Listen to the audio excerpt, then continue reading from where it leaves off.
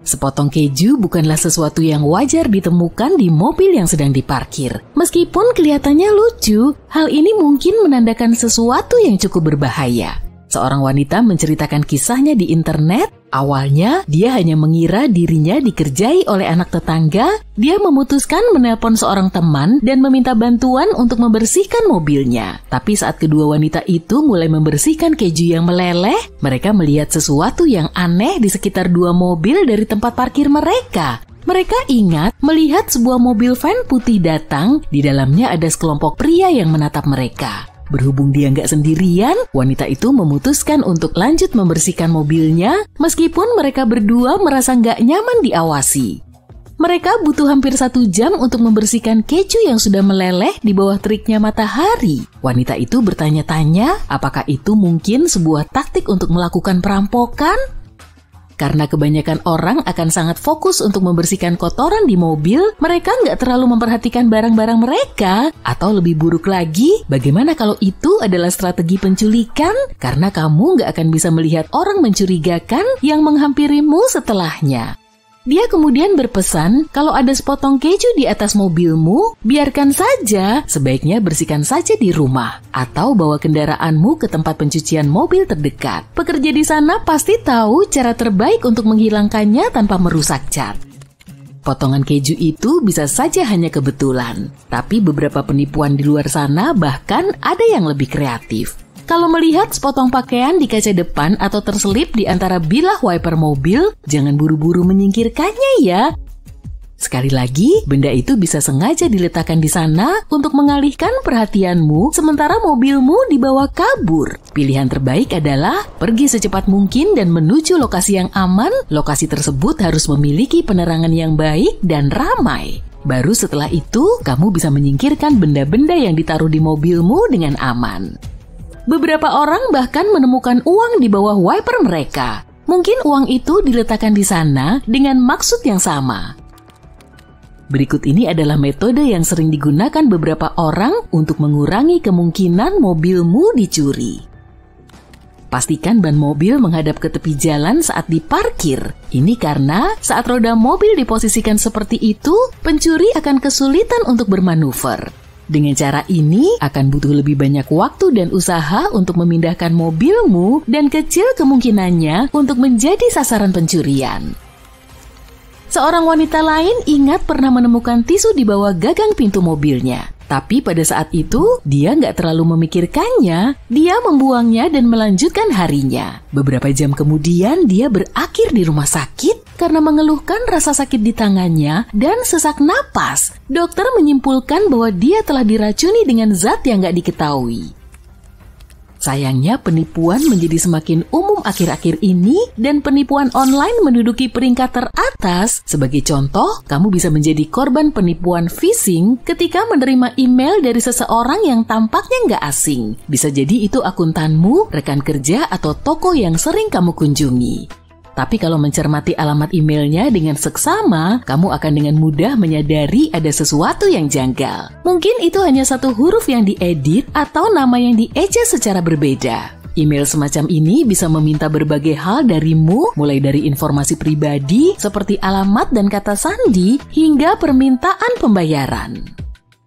Ada juga yang menawarkan kupon atau voucher hadiah. Kalau kamu mengklik situs web tertentu, bisa jadi situs itu akan meretas komputermu. Ini mungkin merupakan penipuan online yang paling umum belakangan ini. Pihak berwenang menyatakan bahwa lebih dari 114.700 orang menjadi korban pada tahun 2019. Total kerugian mereka diperkirakan mencapai sekitar 870 miliar rupiah.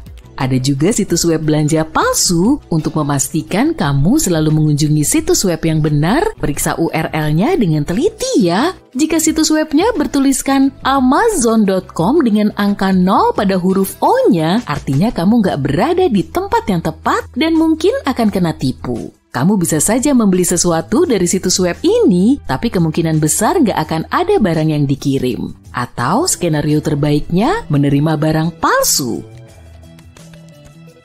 Pernah dengar soal form jacking? Ini terjadi ketika sebuah toko retail diretas dan setelah selesai menambahkan barang ke keranjang belanja, kamu akan diarahkan ke halaman pembayaran palsu. Penipu kemudian mendapatkan akses ke informasi pembayaranmu seperti nama, alamat, dan detail kartu kredit. Agar selalu aman, periksa kembali URL halaman pembayaran sebelum memasukkan informasi sesensitif apapun. Penipuan dukungan teknis bahkan lebih kreatif lagi. Untuk yang satu ini, kamu mungkin akan menerima panggilan telepon yang mengatakan bahwa komputermu terinfeksi virus berbahaya yang bisa merusak perangkat atau menghilangkan semua informasi yang tersimpan di dalamnya. Penipu kemudian akan memintamu untuk mengunduh sebuah aplikasi yang akan memberi mereka akses ke komputermu meskipun mereka berada di belahan dunia lain. Kemudian mereka akan mengunduh virus sungguhan di komputermu untuk mengonfirmasi kebohongannya. Hal ini membuat korban berpikir memang ada sesuatu yang salah dengan komputernya, lalu langkah terakhirnya meminta bayaran untuk memperbaikinya. Kalau kamu mencurigai perangkatmu mungkin telah diretas, selalu hubungi dukungan teknis atau peritel terpercaya. Perusahaan sejenis ini nggak akan pernah menghubungimu secara tiba-tiba. Penipuan yang satu ini cenderung memainkan emosi seseorang dan kebanyakan menyasar generasi yang lebih tua. Itulah kenapa penipuan ini juga dijuluki grandparent scam. Lansia yang menjadi target kemungkinan besar akan menerima panggilan telepon dari orang yang bernada panik yang mengaku sebagai cucu atau kerabat dekatnya. Penipu kemudian akan meminta uang untuk berbagai hal seperti keluar dari penjara, untuk bisa meninggalkan negara asing, atau untuk membayar tagihan rumah sakit. Grandparent scam sedang marak akhir-akhir ini. Pada tahun 2017, total kerugian akibat penipuan semacam itu mencapai 390 miliar rupiah. Tapi pada tahun 2018, jumlahnya meningkat hampir 2 kali lipat mencapai 617 miliar rupiah. Kalau mendapati dirimu berada dalam situasi yang sama, cobalah untuk nggak bereaksi terburu-buru. Mintalah beberapa informasi kepada penelpon yang bisa membantumu memastikan identitasnya. Selain itu, ada baiknya menanyakan kepada anggota keluarga yang lain sebelum mengirim uang kepada orang asing. Penipuan Google Voice sangat mudah dan efisien. Ini bagi para penipu ya. Berikut ini yang harus diwaspadai. Kamu mungkin pernah mencantumkan nomor teleponmu di beberapa situs web dengan berbagai alasan seperti ingin menjual sesuatu atau menawarkan jasa. Para penipu akan mengambil informasi ini dan dengan cepat menelponmu serta memintamu untuk mengonfirmasi bahwa kamu sendiri bukan penipu. Ini disebut psikologi terbalik. Kamu akan diminta untuk memberikan kode verifikasi Google, padahal kenyataannya akun Google Voice sedang dibuat atas namamu.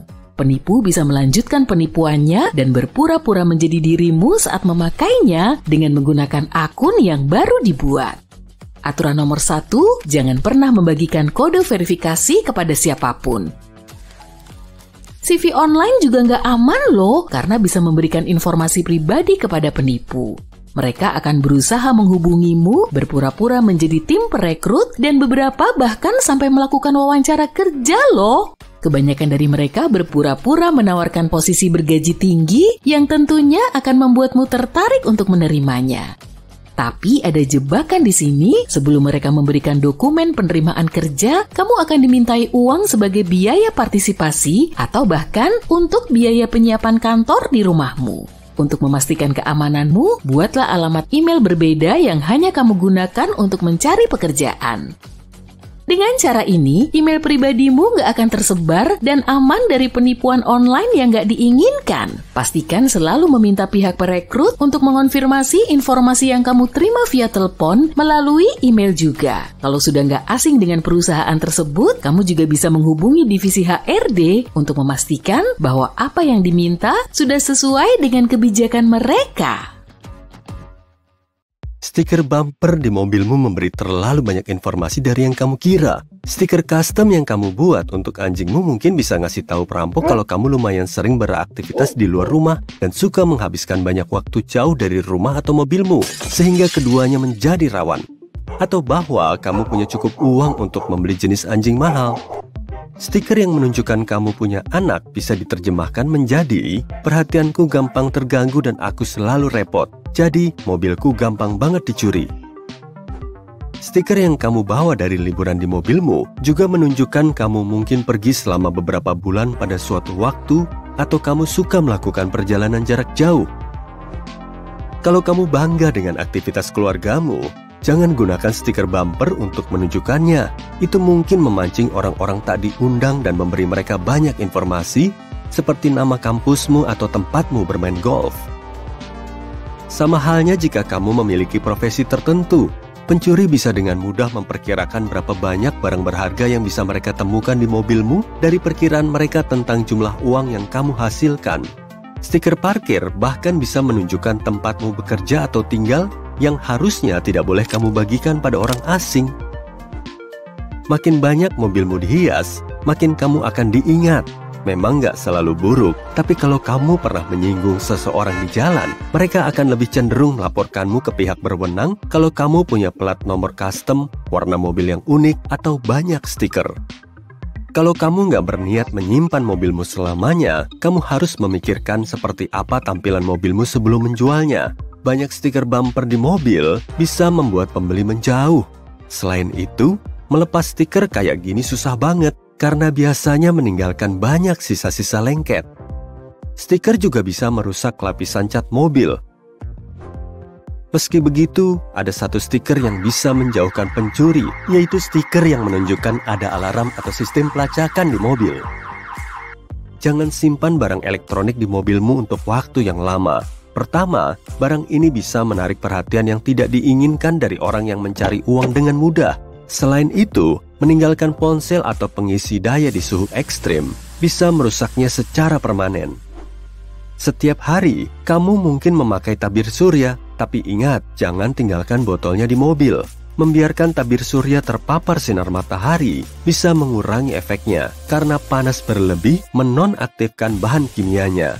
Spesialis merekomendasikan menyimpan tabir surya pada suhu di bawah 25 derajat Celcius.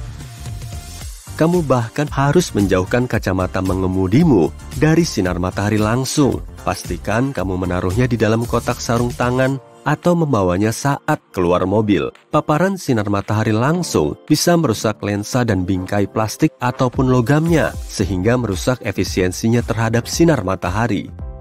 Kalau kamu pernah membeli hairspray, cat semprot atau deodoran, kamu mungkin melihat di semua kaleng produk ini terdapat rekomendasi suhu penyimpanannya. Jadi, kamu tidak boleh membiarkannya terkena suhu ekstrim di dalam mobil. Botol-botol ini bisa dengan cepat mengembang dan meledak. Belum lagi, isinya bisa sangat mudah terbakar. Cobalah untuk tidak meninggalkan botol air plastik di mobil.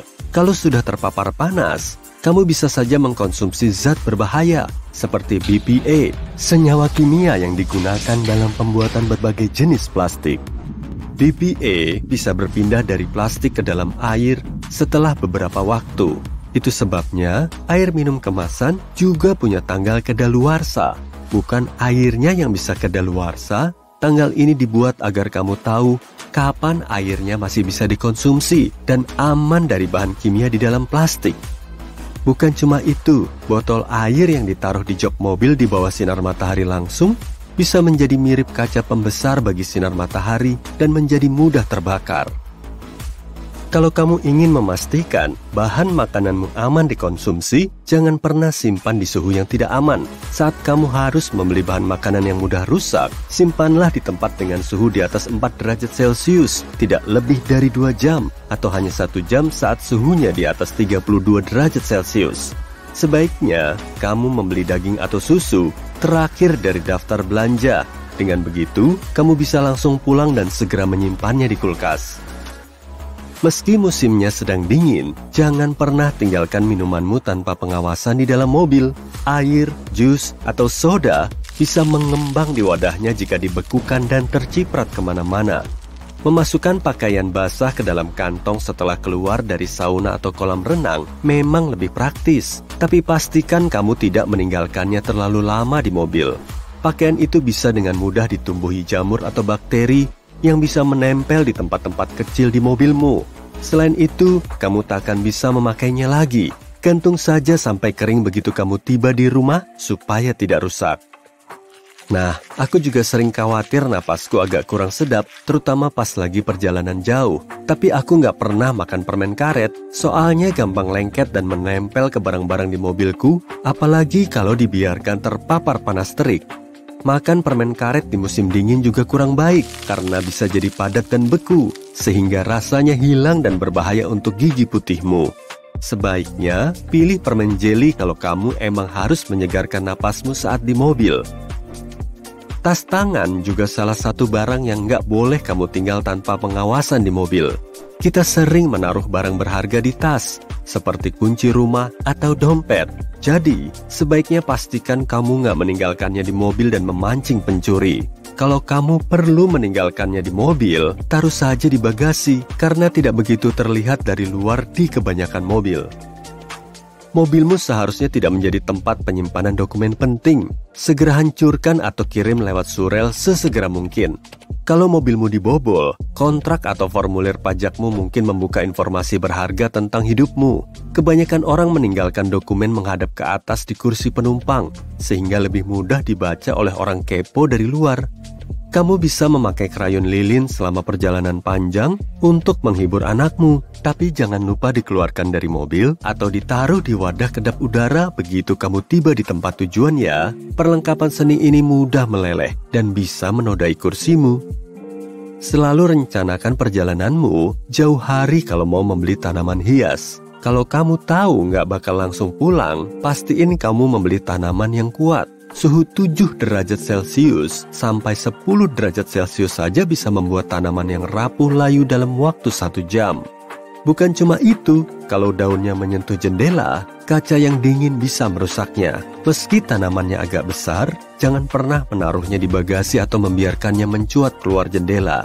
Dan kalau di luar sangat dingin, pastikan kamu menghangatkan kendaraanmu sebelum menaruh tanamanmu di dalam. Selalu pastikan untuk mengemudi menggunakan sepatu, mau sedekat apapun jaraknya atau sepanas apapun di luar. Kamu mungkin harus mengerem dengan cepat dan tekanan kakimu mungkin kurang jika tanpa sepatu.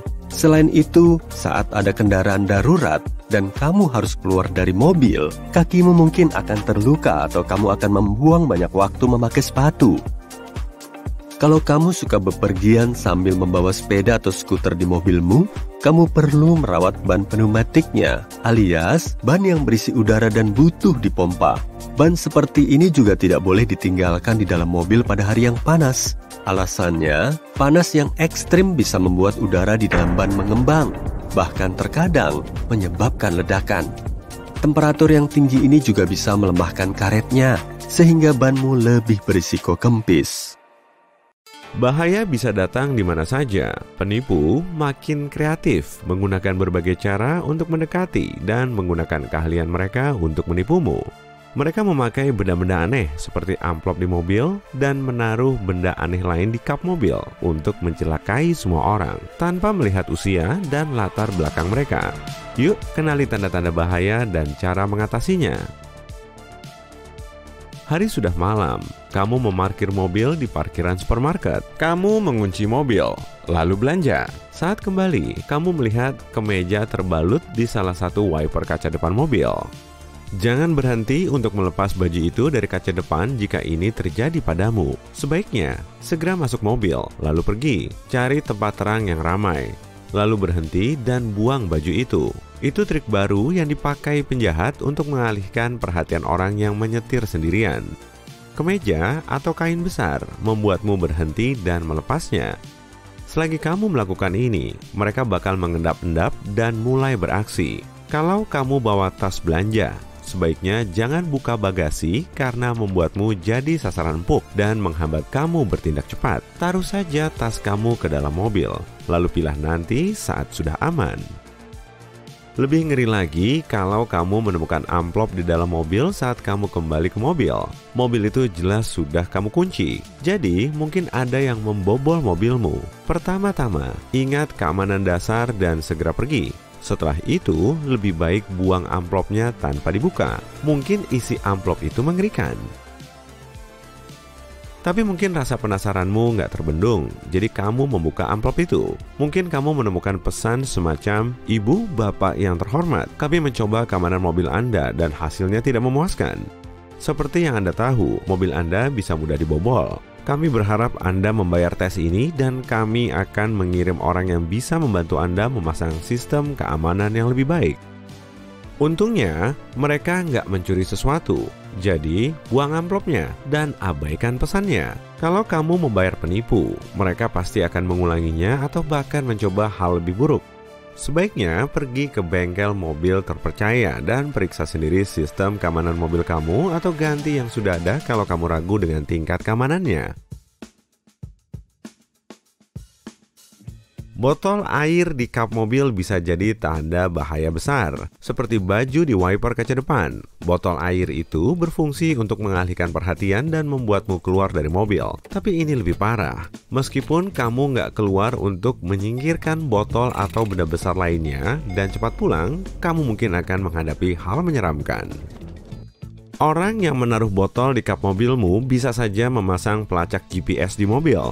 Jadi, pulang akan berisiko karena mereka bisa mengikuti kamu ke rumah. Sebaiknya cari tempat ramai dan aman, lalu cari pelacak di mobilmu atau pergi ke kantor polisi terdekat dan minta mereka memeriksanya. Ketika orang asing minta tolong untuk mengambil foto mereka, jangan terlalu cepat setuju. Lihat dulu mereka. Kalau mereka kelihatan mencurigakan atau nggak ramah, sebaiknya tolak permintaan mereka dengan sopan. Ini mungkin penipuan. Mereka menyerahkan ponsel ke kamu. Kamu menyalakan kamera, lalu melihat kamera retak dan fotonya rusak. Kamu mengembalikan ponsel mereka, tapi mereka menuduhmu merusak ponsel mereka. Mereka bakal minta ganti rugi dan bikin keributan. Kalau itu terjadi, sebaiknya jangan panik dan terpancing. Pergi dengan tenang, jelaskan bahwa kamu nggak akan tertipu. Dan kalau mereka mulai kasar, hubungi polisi.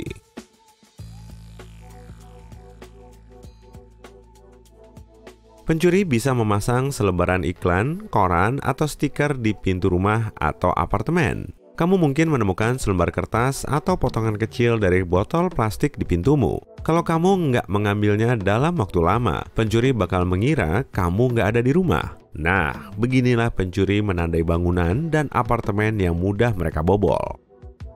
Lagi pula, masuk ke apartemen kosong jauh lebih aman. Jadi, cepat singkirkan benda asing begitu kamu melihatnya. Kalau ada selebaran atau kertas digantung di pintu selama 1 atau 2 hari, hal itu memberitahu pencuri bahwa nggak ada orang di rumah. Memang sih, ada kemungkinan itu selebaran iklan betulan, tapi kamu nggak butuh itu. Selain selebaran, mungkin ada label aneh di pintu rumah atau apartemen berupa angka, tanda silang, atau simbol lain. Itu cara perampok menandai rumah yang akan mereka bobol. Kalau melihat tanda itu, sebaiknya hubungi polisi. Kamu menyetir setelah pulang kerja dan menyadari bensinnya nyaris kosong. Aneh, karena kamu baru mengisi bensin sampai penuh. Kamu pergi ke SPBU dan ke bengkel untuk memeriksa kemungkinan tangki bocor. Sementara itu, perampok bisa beraksi merampok rumahmu. Mereka sengaja mengosongkan bensin mobilmu agar kamu pergi ke SPBU. Mereka menghambatmu dan mengulur waktu untuk membobol rumahmu. Kalau kamu yakin sudah mengisi bensin tapi kosong lagi, hubungi tetanggamu dan minta mereka mengawasi rumah atau apartemenmu. Perampok mungkin akan berpura-pura mengalami kecelakaan untuk memancingmu keluar rumah. Jangan tertipu. Kalau ada kecelakaan, sebaiknya hubungi polisi. Kamu juga harus hati-hati jika ada yang menelepon tapi tanpa suara di ujung lain. Kalau telepon itu cukup sering dan mulai mengganggu, mungkin itu pertanda rumahmu jadi sasaran perampok dan mereka memeriksa apakah kamu ada di rumah.